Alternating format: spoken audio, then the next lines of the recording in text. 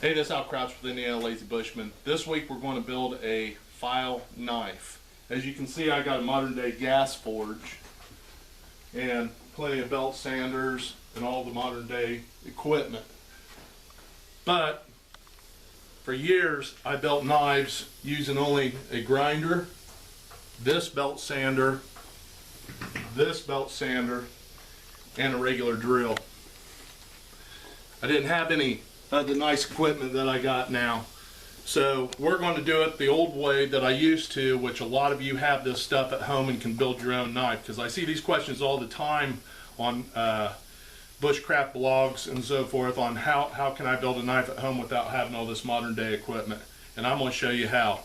This is my knife I carry all the time. I built out of a file, and I built just using the equipment that I showed you, the grinder, this belt sander, and that small little belt sander back there. Let's cover the equipment that you're going to use. You're going to need a pair of gloves. You're going to need a drill for drilling your pins for your knife. You're going to need some type of a cutoff tool. If you have a Sawzall, you can use it to cut your blade to the size. If you have a cutoff saw, you can use an angle grinder. You can use a cutoff air tool. But for years I didn't have none of that stuff. I used the grinder itself. I used the corner of the grinder and I ground back and forth till the steel was thin enough to cut the steel in half. I also use this grinder to shape all my steel.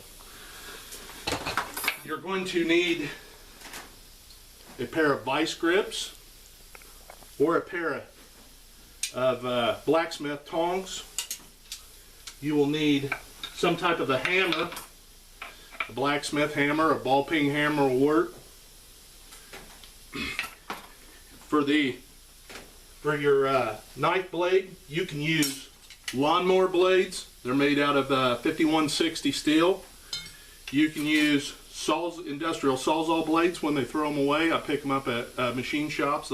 They practically give them away. They throw them in the trash. But we're going to use a file. What I want to cover on a file is the type of file that you're going to get is going to be an antique file. You want to get an old file. You do not want to go to the store, hardware store, and buy a new file. The reason I know this is because I dealt with an engineer who tempers steel for a major knife company, and he told me all the new files have soft steel in them, and they found a processing how they harden them on the outside and the inside soft. So if you get one of them and start working with that, your knife's going to be junk. You have to use antique files. Nicholson, Black Diamond, Rasps, any of those will work. The type of drill bit you're going to use to drill through your file is going to be cobalt. Doesn't matter what type of a cobalt drill bit, but it's got to be a cobalt drill bit or you'll burn drill bits up all day long. Which brings me to using a regular drill. A cobalt drill bit is supposed to be used on a low speed with cutting oil. The high speed drill bit, this runs on high speed, so you got to play with the trigger on this to run it on low speeds or you will burn your drill bits up. That's why I invested in a drill press back there and I got it set on the lowest speed. That way I can drill through my knife blades without burning my bits up, because trust me, I burn enough of the drill bits up. The other thing you're going to need is a can of enamel white spray paint. What you're going to do with that is, once your steel has been annealed, you are going to spray it down, and this shows your markings for where you need to grind. To set yourself up, you should use a type of grid type paper, graph paper like this. This is how I make all my knives. I draw them out first, then I cut them out and make myself a template to use for which knife I'm going to use. For this build with the file, we're going to use this Deweese Gladstone pattern. It is a marbles pattern from the 1950s. This is one that I built for my daughter using that Gladstone pattern.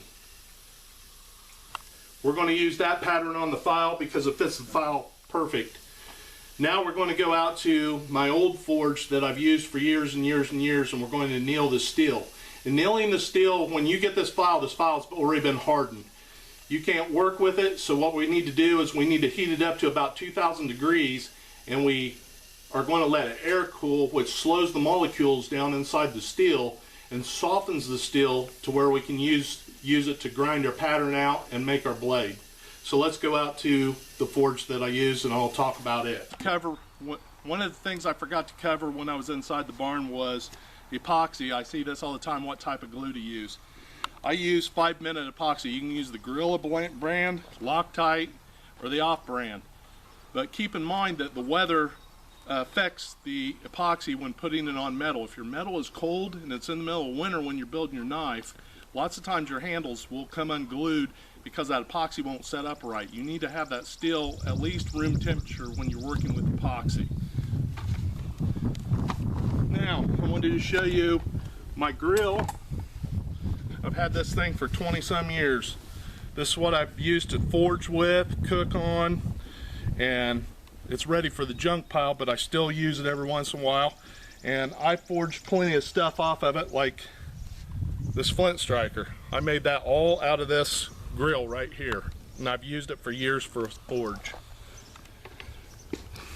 Now what I've done is I've cut, first I laid this type of steel on the bottom of it, this mesh, wire mesh, so that my coals won't drop down through onto the ground, because these grills got big holes in them right here where the gas burner used to go.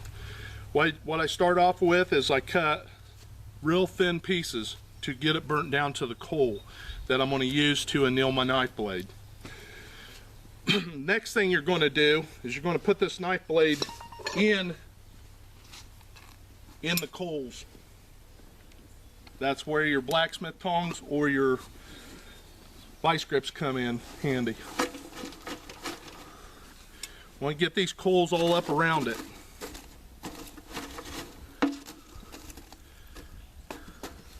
Also keep in mind that when you're annealing steel, bringing it up to 2,000 degrees tends to warp the steel. So in order to make that steel flat, we're going to use my common man anvil.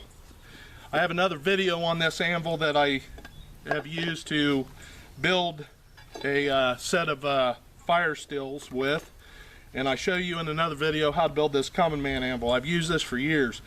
This horn is probably a 1/2-inch horn, but you can buy any size pipe and change that horn out and make it any size, for whether it be small detail job that you're going to do or something big that you need to smack round. Once that gets up to 2,000 degrees, I'm going to bring that out here and let it air cool. But before I let that air cool, I'm going to take a flat piece of steel like this, lay my knife blade, my file down, place this on top, hammer it back and forth, and make sure that it air cools perfectly flat. I don't want any warpage in it at all. Now, to make the process faster, you can use a number of things. You can use a pipe to blow into your coals. You can use a set of bellows. Or, as you guys probably have seen, a lot of guys that have grill ones, they have an air dryer that they have a hook up at the bottom of it, which will make it burn hotter. If you don't have none of those, let Mother Nature take care of it. Now that I have it in the fire, I'm going to take 2 big pieces of wood, place over the top of it. The reason that I'm doing that is it's keeping all the heat up underneath there. Like what you see on the gas forge, how you see the squares, keeping all the heat in there. This is keeping all the heat in there to bring my knife blade up to temperature so that I can get it up to that 2,000 degrees to anneal that steel. One other thing I wanted to show you real quick was I talked about this type of steel here, using a hacksaw blade, industrial hacksaw blade. 40 years ago, my teacher built this out of a hacksaw blade for me, and I use that to this day. Now, he didn't anneal it. He used a he ground this knife blade down, but he did it at a slow process and kept it cool so that the tempering wouldn't come out of the steel. That's something else that you can do with these thin steels like this, is you can do a removal grinding at a slow pace, keeping the steel cool, and that will keep the tempering in the blade itself, which is what my teacher did. So I've been using this knife for 40 years. He made that out of this type of steel 40 years ago. Anyway, I'll get back to you as soon as we're ready to anneal this steel, so thank you. Hey, this is Al Crouch with Indiana Lazy Bushman. I brought this inside here and went ahead and put it into my gas forge, not to cheat, but because the daylight out there, you can't see what the temperature and what the steel is supposed to look like. I usually do this in the evening time, which you should do too. If you're going to make a knife, you want to do it in the evening time so you can see the color of the steel. So by the time I pulled it out of the forge out there and came in here, it was cooled down too much so that I couldn't show you what the steel looked like. I don't want to bring the grill in the barn here and cause a fire, so I went ahead and fired up the forge so you could see what color the steel is. So we're about up to about 2,000 degrees now, and I'm going to pull it out and show you. And I'm going to show you the warpage on it. Now if you look at it, there's a little bit of a warp on it. I don't know if you can see it, but as this is starting to cool down, it's starting to warp in a little bit. So what I'm going to do is I'm going to lay it down on the common man anvil here. I'm going to take this flat piece of steel that I showed you earlier, lay it on top.